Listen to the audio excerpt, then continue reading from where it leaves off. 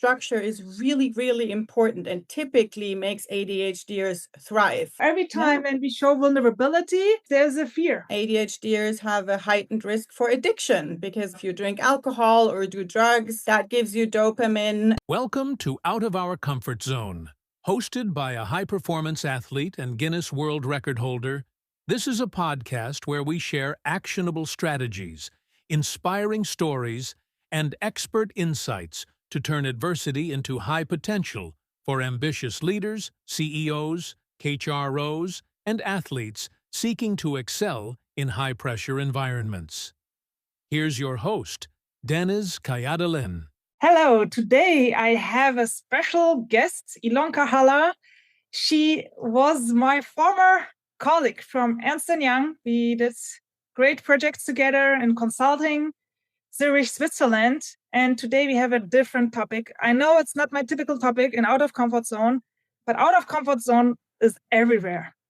And today I will speak about a topic with Ilonka, which no one speaks, ADHD in business. Many people has it, but no one speaks about it, or no one is even aware of having it. And Ilonka is a great example. She had for many, many years ADHD. She didn't know what her issues or challenges were. She couldn't name it. And few years or even few months ago, she faced this topic and her life changed completely. And now she's not just healing herself or treating herself with this challenge. She also wrote a book about her experiences, Beautiful Chaos, and now serving a higher purpose, inspiring other people and supporting other people who have similar challenges. Hello, Ilonka. Hi, Deniz. Thank you so much for having me. For those who don't know you, can you just summarize your journey with this ADHD, Beautiful Chaos, how everything fall into a place? And now you are a book author even. So within a few months, your life completely changed. You had a lot up and downs, I guess. So can you summarize your journey? Yeah, absolutely. And I mean, it really fits your topic because I think over the last 1.5 years since I had my diagnosis or received it, it really has been out of comfort zone. And yet I found my comfort.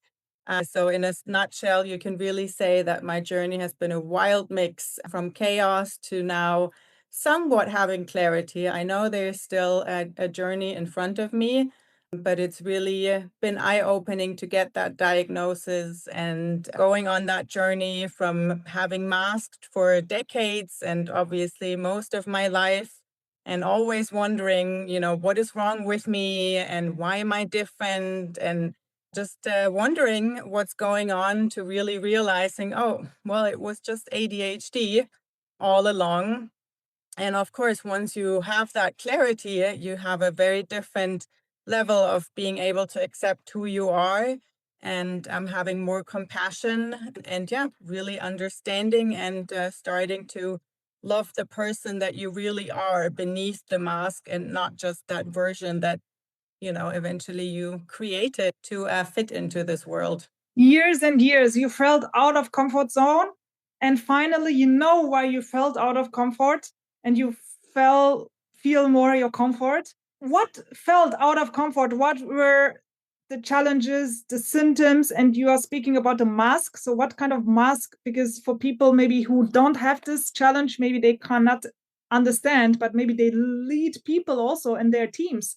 So it's important for both sides to understand it a little bit better for people who have it and for people who maybe work with those kind of people like you. Yeah, for sure. I mean, for those that, maybe don't know much or anything at all about ADHD, it really is a brain that's wired differently.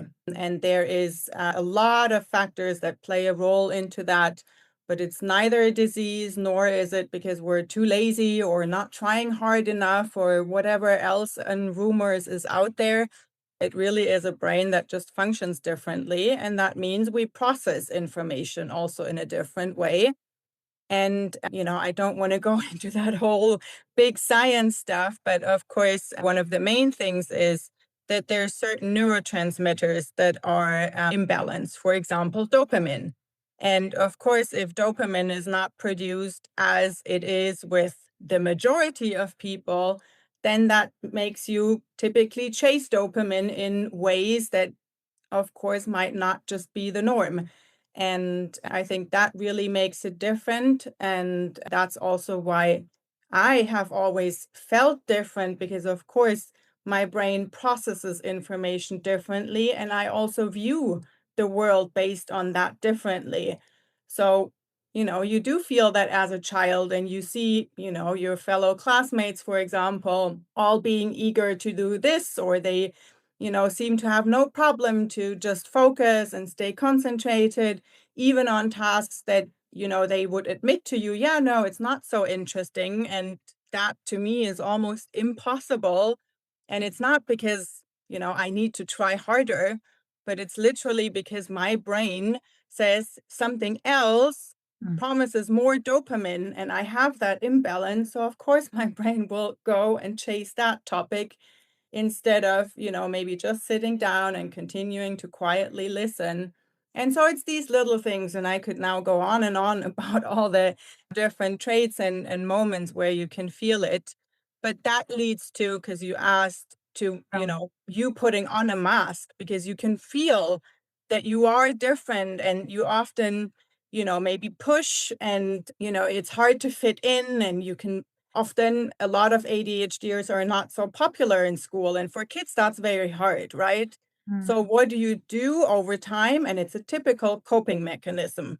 You try to imitate others just to better fit in, to better walk through everyday life in a world that, yes, is not really, made for neurodiverse people. Yeah. And that's what we call masking. Is Mm. you're not your full true self, basically. So you didn't live your true full self.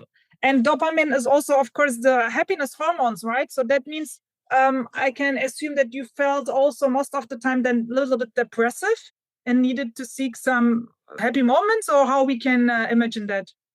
Well, for me, not. We do have to acknowledge that a lot of ADHDers also struggle with other mental health issues and whatnot, because partially of that imbalance. I have to say, luckily for me, that was never the case. But of course, if you have a brain that constantly chases dopamine, that can also lead to either doing risky things, and, because that again gives you dopamine. Maybe I have also lack of dopamine. I always chasing out of comfort zone risky. Exactly. And, that's why, for example, also ADHDers have a heightened risk for addiction because of, if you drink alcohol or do drugs, that gives you dopamine. I have been, I think, very fortunate that I always somehow found the way to really channel that energy. Like you, I've done a lot of sports and, being outdoors and at least finding somewhat a good balance to get that dopamine. But for sure, yes, I do chase it. And there is certain things where I need to regulate myself.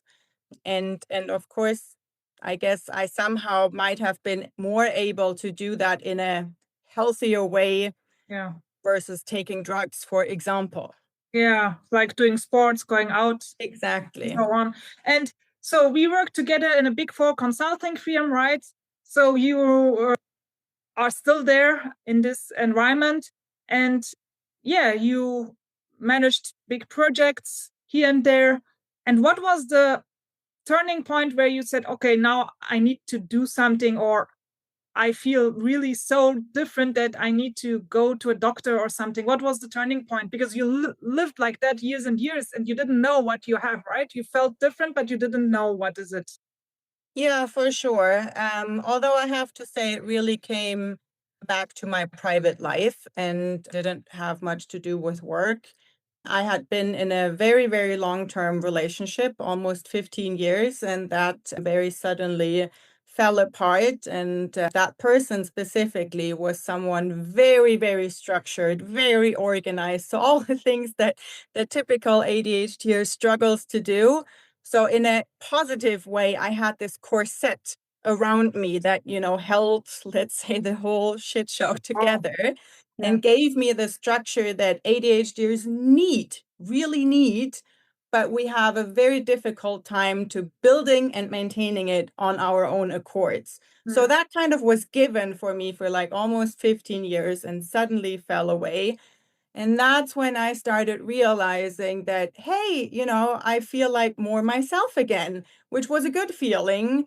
But I also realized, hold on, I feel like the self that I was when I was 20, which is basically, when that relationship started. And when I was 20, I was all over the place. Everything was chaotic and just not, functioning so well, especially in everyday life, whether it was household and when you're grown up, you have all these chores and tasks and bills to pay and whatnot, which you also don't have when you're 20. So it kind of increased even the level of chaos, I want to say, that started being around me.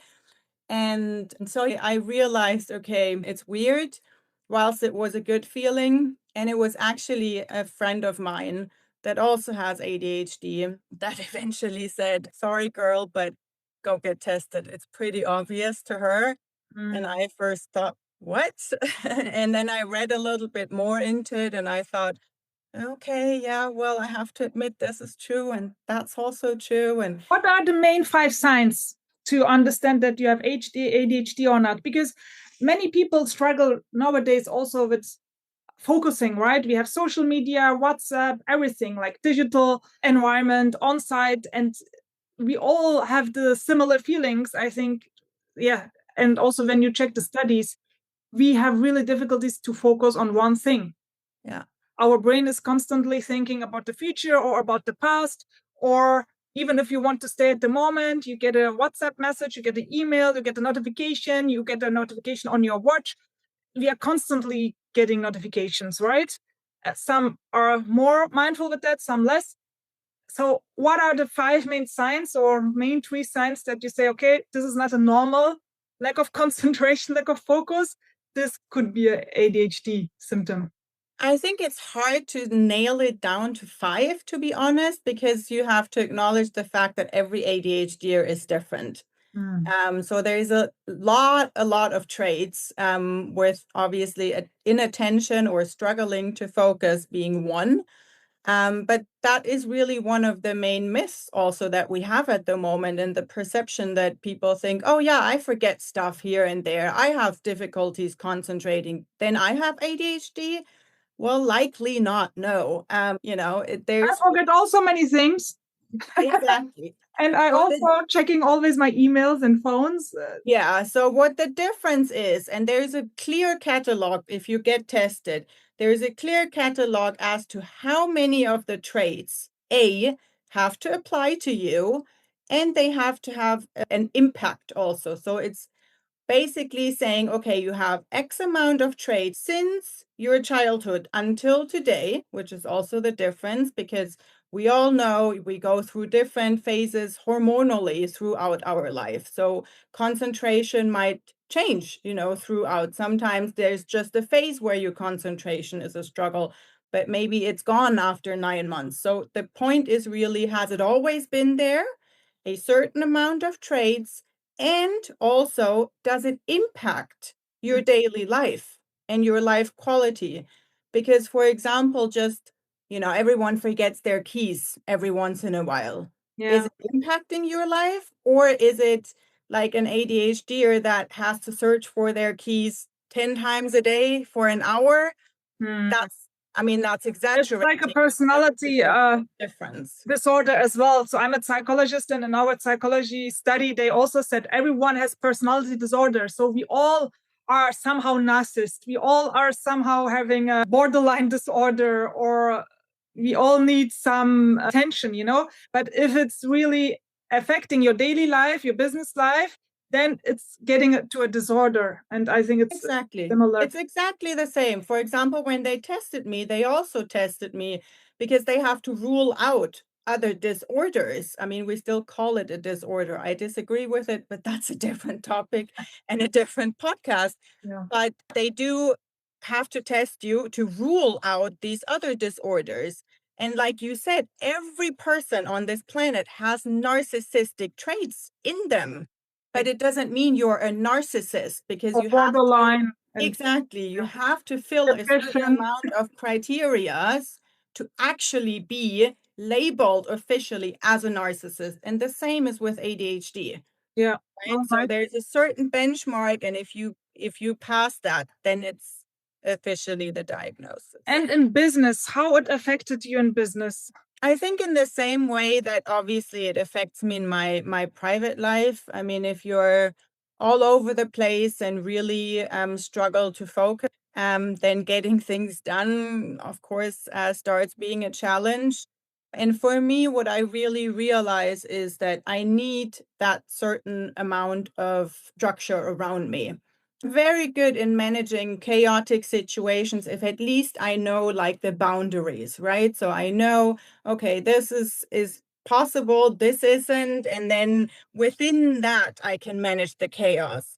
But if I'm put in a situation where everything is unknown and nothing exists, not even, experts that I can go to check things, then I start to really, really struggle. And that's a personal thing where, of course, then the ADHD doesn't help because, yeah, those are the boundaries that really help me more. And again, like I said before, structure is really, really important and typically makes ADHDers thrive. Okay. Yet, at the same time, we struggle to build up that structure ourselves. So if I'm in an environment, and that's why, for example, I don't think I could ever work for a small startup Hmm. where kind of nothing exists. Everything is fluid. Yeah. Exactly. But in a corporate world, things are fluid too, right? And you need to constantly manage new stuff, especially And in the job consulting. that I have, and pull stuff together. You're constantly faced with new situation. But then again, that to me is exciting. That gives me dopamine. But I have like a surrounding boundaries around me, and that helps because I know, okay, even if I'm stuck somewhere, I can go to this person, I can reach out. So there's the support system. Yeah. And that's just what I need to really, really function better and actually not just function, but excel. I mean, Of course. I don't want to say that I'm actually good at what I do. So Of course. And so then the routine is also boring, and the different projects and consulting is also nourishing your exactly. potential. And when we go back to out of comfort zone, I know it is even stepping out of comfort to speaking your truth, to stopping the mask and say, okay, this is my topic, this I have, right? So what was the turning point made you say, okay, I will share now my story in the business with my colleagues, with my boss, and not just even business, with my friends, and not just even friends. Now you wrote a book, Beautiful Chaos. So it's a big step, right? To also share this story, your vulnerability to the world. Yeah, for sure. And, I would be lying if every day is easy peasy lemon squeezy. There's many days where I sit there and think, oh my God, what did I do? What have I done? But I mean, I got my diagnosis fairly late, which is unfortunately very typical for women because only 20 years ago, science realized that women also can have ADHD. I was 20 years old already. And when I got that diagnosis, for me, it was really a huge light bulb moment. And suddenly so much made sense. And I was, like I said in the beginning, much more able to really accept who I am and not constantly think you just have to try harder and what is wrong with you and give it more and so on and so forth. And yeah, from that moment, I also realized because I was searching for material that I could relate to. And yes, there's a lot of books about ADHD, but the majority is written from men to men. And the few that I was able to find that started addressing women with ADHD, they were also mostly written by men, which I think is fantastic. And, they're allies. I love them for that. But it just kind of felt like, I mean, exaggerated. What do they know? They are not a woman, right?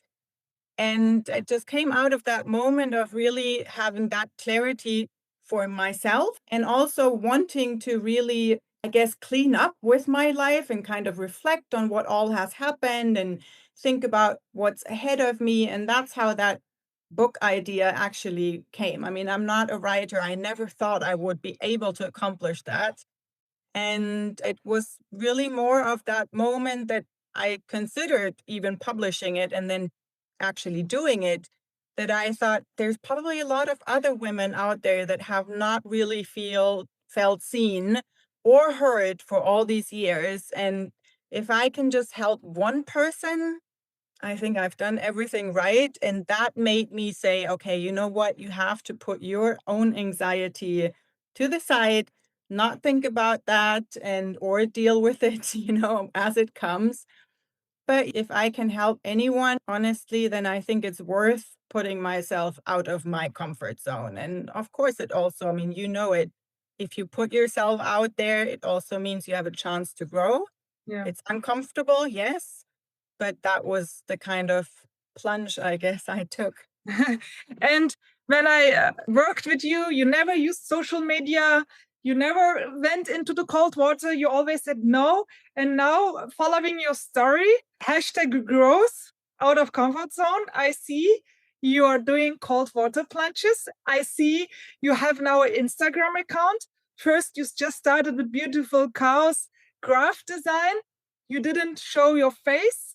And now I see you are showing your face step by step. So I really can see how you step by step, stepping out of your comfort zone and doing more and more things where you show your face, where you show up more and share your story with more authentic spirit.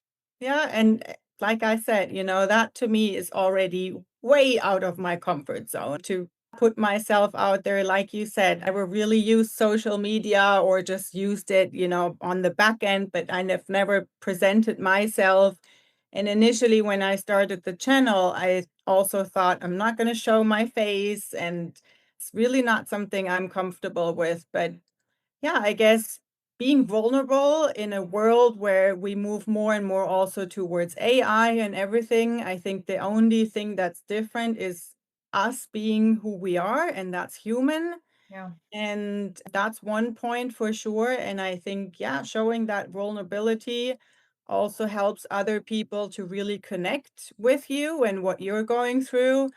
And I think it was small moments where I did something or talked about something and then got a feedback like, oh my God, that's so brave of you. I would have never dared, but I felt so good seeing you do that. And that gave me, I guess, the courage to slowly go even further without, again, saying for me, it's easy. It's still super hard every single day.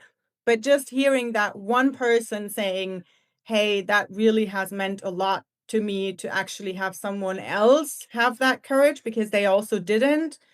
I thought, okay, there's a lot of people like me that actually don't want to do it and are really uncomfortable. There's the fear behind. So every time Yeah. when we show vulnerability, of course, there's a fear. What was your biggest fear before you show courage and show up and stop the mask?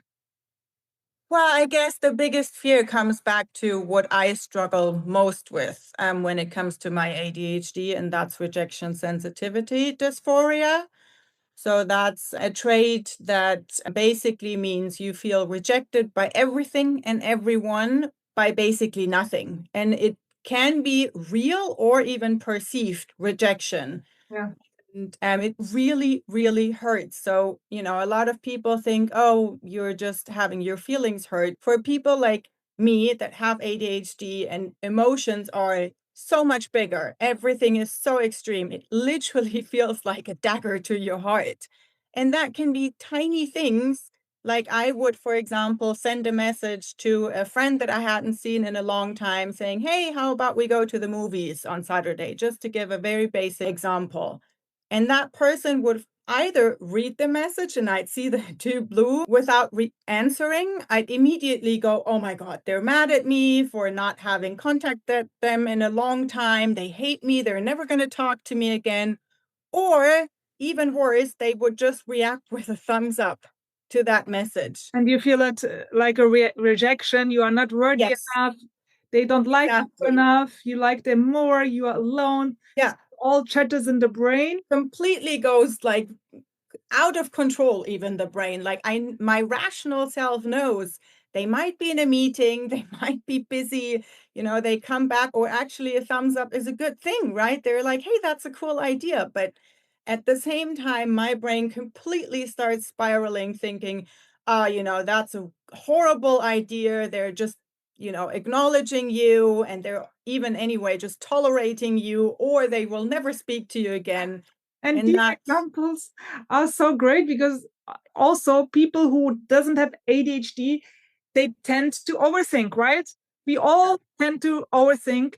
And with ADHD, you overthink maybe 3 times, 4 times, 5 times, whatever more, and then the chaos starts, right? And then I can now understand why you also have the pleasure to go into the cold water, because even for me, when I overthink some stuff and I'm feeling stressed, every time when I'm going into the cold water, I feel I'm resetting my brain.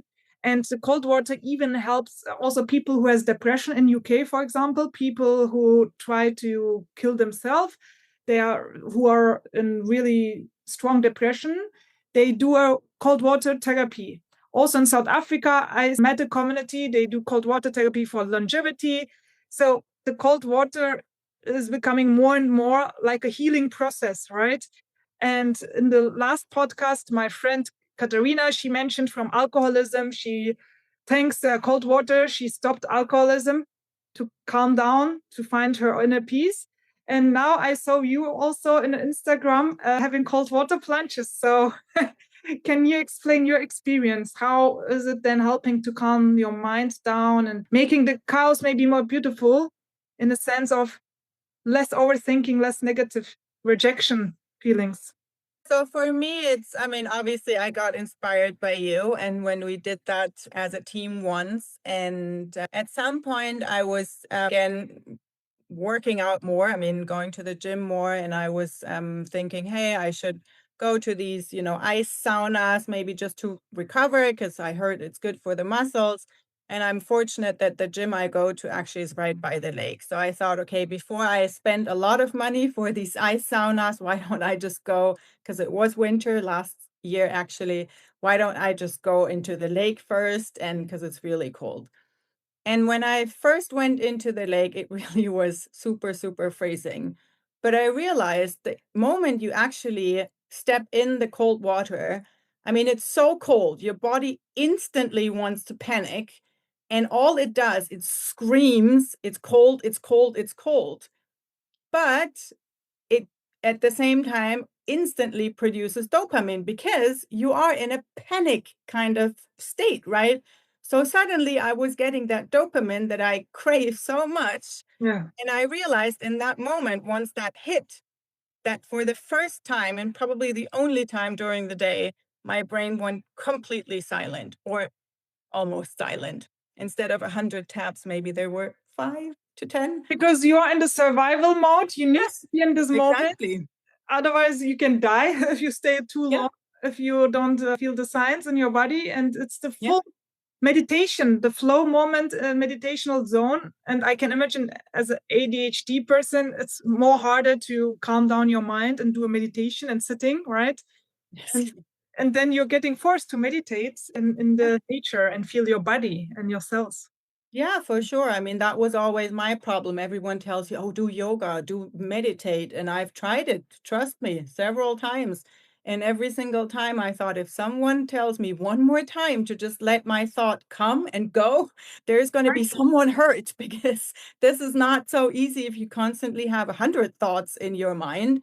But yes, when you're in the cold water, first of all, you have to concentrate on your breathing, because your heart starts racing, and your breath starts to be really short because it's so cold, and your body goes into that fight and survival mode.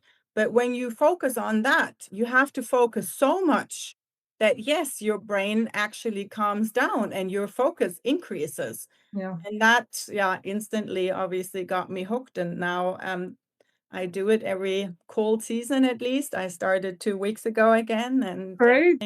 So I will continue also with my out of comfort zone boot camps in Zurich, Lake Zurich, and also in Bodensee now, Constance Lake. So you are more than welcome also to visit the boot camp. We can do a cold water bath together. And I'm now writing my book, From Fear to Peak Flow. And you mentioned your fear of rejection, the fear of showing up, stopping the mask and showing vulnerability, right? And your story is a great success story because you transformed one of your biggest fears into now your biggest strength. Because normally you wouldn't write a book, right? So what you have to write. But because of this situation, first you needed to accept it. First you needed to know what is it, the awareness, then the acceptance, and then you healed. You took some treatment. And after that, now you serve a higher purpose and even supporting other people who have similar issues, right? Writing this book. So that means you transformed one of your biggest weakness or vulnerability, let's say, into one of your biggest strengths. That you can say, now I'm a book author, now I'm speaking up in podcasts and doing speeches about this topic and helping other people. So this is amazing. And this is, I think, where the magic happens. You are stepping out of your comfort zone and you do things what you wouldn't consider to do before, right? Yeah, that's for sure. I mean, I never thought that would ever be possible. And it's funny, and I guess, again, so typical ADHD, because most people tell me, oh my God, you've written a book and you've published it. You must be so proud of yourself. Yeah. Well, as an ADHDer, being proud of yourself, somehow that sense of accomplishment rarely happens, because all our brain it's almost like, okay, this is done.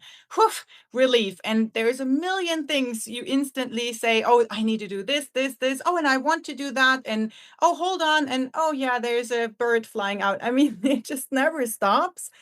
And it's funny because you hear it all the time. You should sit still and enjoy that moment and be proud of yourself and have that sense of accomplishment. And yet, yeah, it forces you again to kind of question yourself and at least try, right? It's always about trying to also be able and be at least a little bit maybe proud of yourself and enjoy that moment of having something accomplished, even if it's Yeah. And like, all these things, all the symptoms, let's say, or thinking processes, what you share with your open heart, thank you for that. There are so many parallelities with all the thinking processes what, let's say, normal human has. I think you are now nailing all the things what we struggle as a normal human being, right? What causes us also depression, burnout, being most of the time unhappy or not in the moment. So all what you are speaking, we all have it, and you have it more strong. And I think it's important for all the listeners who maybe doesn't have ADHD, but also who are overthinking, who are not staying in the moment, who are having issues with self-worth, imposter syndrome, having a mask, whatever. We are all not alone. So we all have those moments. And I think what you mentioned is also important. We need to accept who we are with our vulnerabilities, with our strengths, and use it. Use even your vulnerability, use even your illness or your overthinking for a higher good. And we all can do it. We all can use it for a higher good. And this is, I think, a beautiful example. And of course, you have this awareness. You say, oh, I'm not so often proud of myself. And even this awareness will bring you there where you be more often, hopefully, proud of yourself. yeah, exactly. And I think, honestly, I hope that one day we can live in a world where we don't even need such labels as ADHD or, narcissist or whatever. I mean, there's so much. I really, that would be my preference, to be honest. I don't want to have to constantly say, oh, yes, this is because of my ADHD. If I could wish, we would all live in a world where we just all can be exactly how and who and what we are, and just enjoy the beauty of that whole variety of us being humans. And, like you said, we are vulnerable, we're all different, we all struggle, and we all can do a lot of things extremely good. And we should just, come to a place where we can all appreciate that way much more, because I think then also you can really love and appreciate yourself if that comes. And yes, that might require now a lot of talks about ADHD, just to share that awareness. Hey, there's brains that just function differently. And ideally that, triggers the change also to yes, when it comes to accommodation at work or in your private life, and we are in the end all individuals. We all have our own needs and they're all different. And I think that should hopefully at some point really be where we are, and that's just accepted. And why you called the book name Beautiful Chaos? Mainly because I think my life is beautiful. I would hate to say it's just, a struggle. And also, yes, because if you hear ADHD and if you Google it, most of what you get is still, oh, struggle this and blah, blah, blah. It's all negative. Yeah. And it's not. Yes, there is a lot of challenges, and I don't want to dismiss them or make them smaller what they are. But there's also so many strengths, and I dare to say equally as many strengths. And it's just about a difference in brain wiring. And that's why I said, I think it's beautiful. It's nice. Every challenge has something beautiful in it. For sure. Every pain has a magic in it because we learn, we grow, and it's all about how we think about what we have. It's our choice, right? We can see the glass half full or half empty. It's our choice in life.